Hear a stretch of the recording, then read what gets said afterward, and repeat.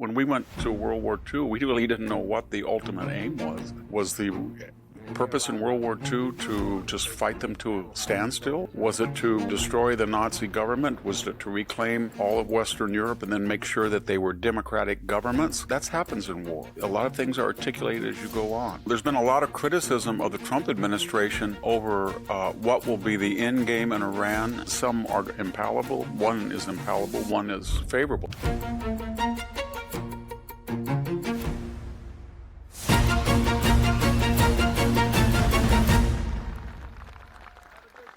Hello, this is Victor Davis Hanson for the Daily Signal. There's been a lot of criticism of the Trump administration over what will be the end game in Iran, and I'll get that in a second, but they've also said, what is your agenda?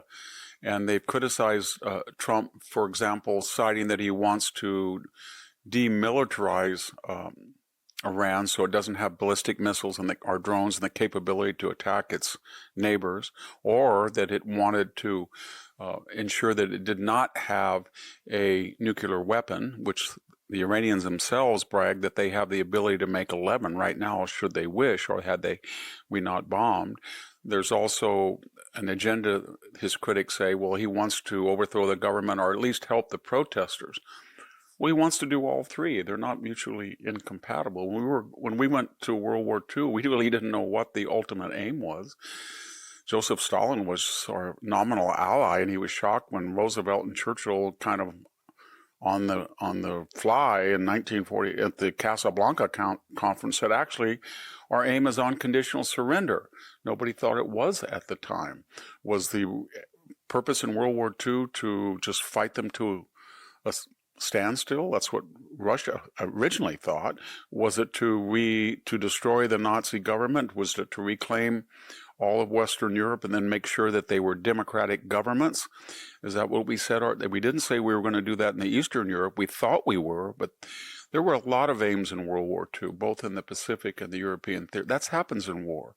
A lot of things are articulated as you go on.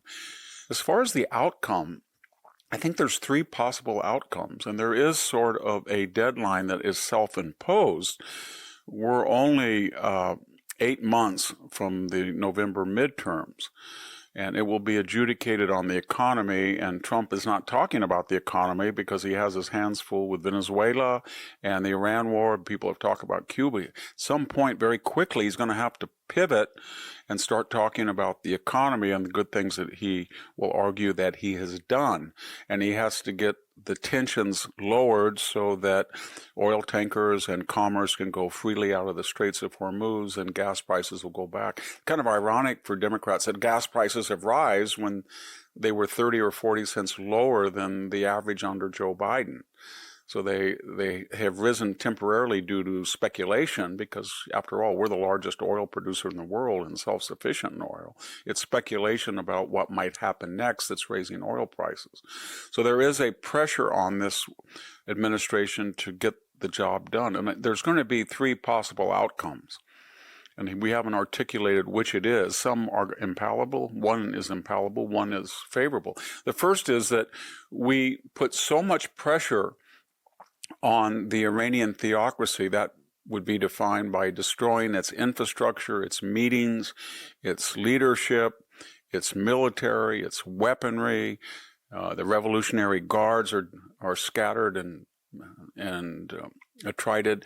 And at some point, there is going to be either a call for them to say no more. No mas. We're losing our entire country's military infrastructure. We have no Air Force now. We have no Navy now. We have very few missiles. We give up. We can't take it anymore. Okay. And that would be followed then by a popular uprising. And that would mean the demonstrators then, the theocracy would say, we can't do it anymore. People who had demonstrated, 30-something thousand had been killed in the last, they would pour back out on the streets. There would be an interim coalition government, dissidents in Europe or the Shah's son. Some people would come over and they would have explicit instructions to form a coalition transitory government, leading the way to a consensual government with elections supervised by outside powers, the EU, NATO, who knows. And eventually, within a few months, there would be an elected government with the warning that they will not allow the theocrats to come back and participate, just as Germany didn't allow the Nazis to participate in the government, and they would be under strict instructions that they can't get a bomb and they have to dismantle their missiles, if there's any left, for a particular period of time while they're inspected. That would be the optimum choice. In other words, regime change, demilitarization, constitutional government. Iran goes from being the problem in the entire Middle East in its efforts to make a Shia revolution and overthrow the Gulf states, destroy Israel, etc. No, now it is a force for good and a force multiplier of the Abrams Accord, etc. The second possible solution, I would call it the Venezuelan solution, with the caveat we don't know how Venezuela is going to work. But in this scenario, we get somebody who is a dissident or had ties with a former government but is secular, such as a military general, one of the lower generals, 1 or 2 star, that haven't been formidable figures in the top hierarchy of the theocracy, and they come and say the mullahocracy is dead, and most of the generals are dead, and I represent dissident generals that want to stop this war, and we promise you that we will agree to the negotiation demands before the war to stop the ballistic missiles, stop the huge subsidies to the Houthis, Hezbollah, Hamas. We will stop all nuclear proliferation. We'll allow you to come in, and we will exercise power with the proviso, if the people want us to have a transition, we're willing to talk about that. That's not so good because you're not getting the dissidents and the people immediately in the process. But on the other hand, you have somebody who has power in the government and supposedly would be backed by what's left of the army to get rid of theocracy and could serve as a useful kind of Venezuelan partial transition, as we saw earlier in the year. And finally, the worst scenario, but it might happen, I would call it stewing in their own juice. At some point, a month, 6 weeks, we've done about all we can. In other words, we've destroyed the military ability in every aspect of Iran to hurt its neighbors, at least for the foreseeable future. We may even have found their nuclear material. We've wiped out their leadership, but there's still people fighting, and we don't want to go there in the ground. And so we just say, well, see you, wouldn't want to be you. We've done what we can.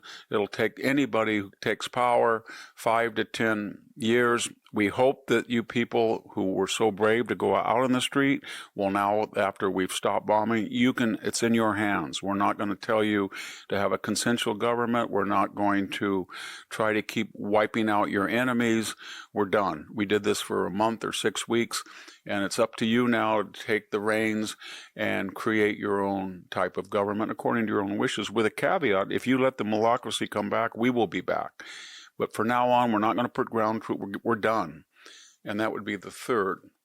Obviously, the best thing in the world would be to have the Ayatollahs completely out of the picture, completely impotent, the army disbanded, or at least not in service to the theocracy, a transitional figure coming in who would agree to a constitutional government with elections, and dissidents would flock back, and that would be a wonderful thing to see a consensual government around. The second best would be a Venezuelan solution. A strong man keeps order but does not allow nuclear proliferation or aggression against its neighbors for the time being. The third was, we've done enough. We've defanged the tiger, and we don't really know what's going to happen, but from time to time we'll check in. But in the meantime, we hope you dissidents, we hope you can do something, but it's not our job, not our responsibility.